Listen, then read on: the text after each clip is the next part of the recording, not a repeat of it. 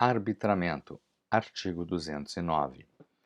Pedida a especialização, a autoridade judiciária militar mandará arbitrar o montante da obrigação resultante do crime e avaliar o imóvel ou imóveis indicados, nomeando perito idôneo para esse fim. Parágrafo 1º.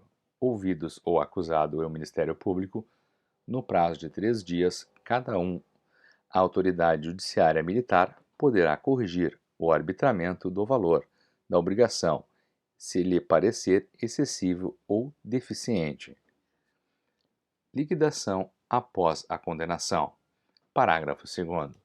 O valor da obrigação será liquidado definitivamente após a condenação, podendo ser requerido novo arbitramento, se o acusado ou o Ministério Público não se conformar com o anterior à sentença condenatória. Oferecimento de caução. Parágrafo 3º. Se o acusado oferecer caução suficiente, real ou fidejussória, a autoridade judiciária militar poderá deixar de mandar proceder à inscrição da hipoteca. Limite da inscrição. Parágrafo 4º. Somente deverá ser autorizada a inscrição da hipoteca dos imóveis necessários à garantia da obrigação. Processos em autos apartados. Artigo 210. O processo da inscrição e especialização correrá em autos apartados. Recurso. Parágrafo 1º. Da decisão que a determinar, caberá recurso para o Superior Tribunal Militar. Parágrafo 2º.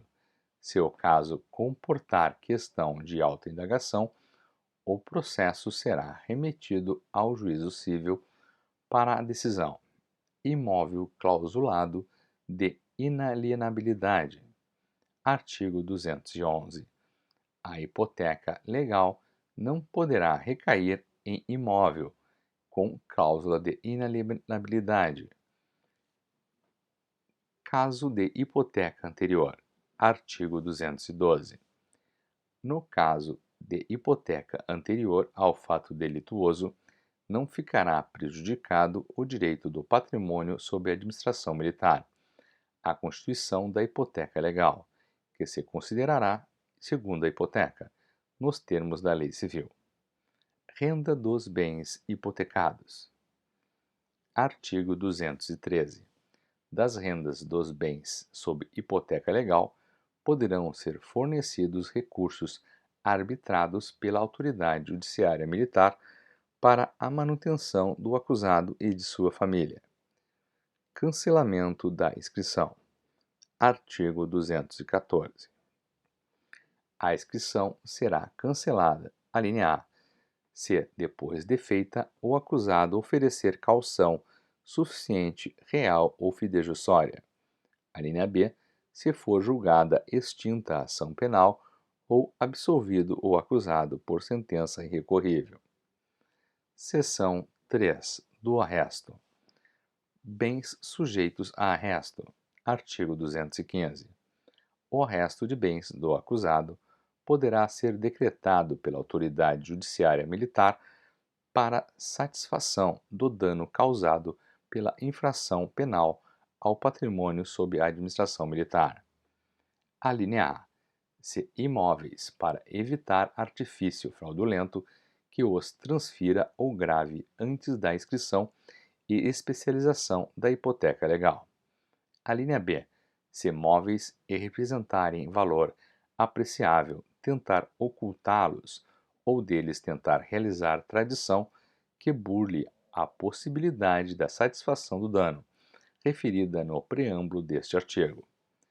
Revogação do arresto. Parágrafo 1º.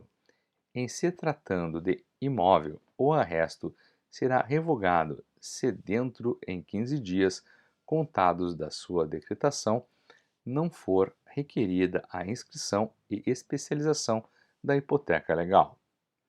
Na fase do inquérito. Parágrafo 2º. O arresto poderá ser pedido ainda na fase do inquérito. Preferência. Artigo 216. O arresto recairá de preferência sobre imóvel, e somente este estenderá o bem móvel se aquele não tiver valor suficiente para assegurar a satisfação do dano. Em qualquer caso, o arresto somente será decretado quando houver certeza da infração e fundada suspeita da sua autoria. Bens insuscetíveis de arresto. Artigo 217. Não é permitido arrestar bens que, de acordo com a lei civil, sejam insuscetíveis de penhora ou de qualquer modo signifiquem conforto indispensável ao acusado e à sua família. Coisas deterioráveis. Artigo 218. Se os bens móveis arrestados forem coisas facilmente deterioráveis, serão levadas a leilão público, depositando-se o dinheiro apurado em conta corrente de estabelecimento de crédito oficial. Processos em autos apartados. Artigo 219. O processo de arresto correrá em autos apartados, admitindo embargos, se tratar de coisa móvel, com recurso para o Superior Tribunal Militar da decisão que os aceitar ou negar. Disposições de sequestro. Parágrafo único. No processo de arresto, seguir-se-ão as disposições a respeito do sequestro, no que forem aplicáveis. Capítulo 3. Das providências que recaem sobre pessoas. Seção 1. Da prisão provisória. Disposições gerais. Definição. Artigo 220. Prisão provisória é a que ocorre durante o inquérito ou no curso do processo, antes da condenação definitiva. Legalidade da prisão. Artigo 221. Ninguém será preso senão em flagrante delito ou por ordem escrita da autoridade competente. Comunicação ao juiz. Artigo 222. A prisão ou detenção de qualquer pessoa será imediatamente levada ao conhecimento da autoridade judiciária competente, com a declaração do local onde a mesma se acha sob custódia e se esta ou não incomunicável. Prisão de militar. Artigo 223. A prisão de militar deverá ser feita por outro militar, de posto ou graduação superior, ou se igual, mais antigo. Relaxamento da prisão. Artigo 224. Se ao tomar conhecimento da comunicação, a autoridade judiciária verificar que a prisão não é legal, deverá relaxá-la imediatamente.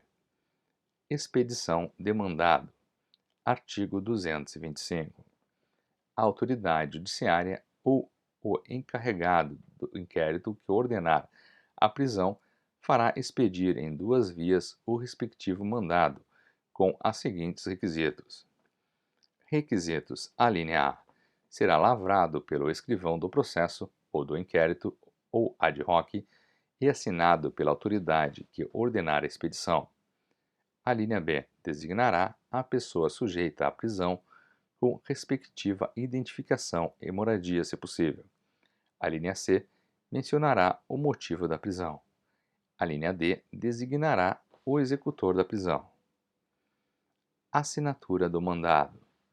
Parágrafo único. Uma das vias ficará em poder do preso, que assinará a outra, e se não quiser ou não puder fazê-lo, certificá-lo-á o executor do mandado na própria via deste.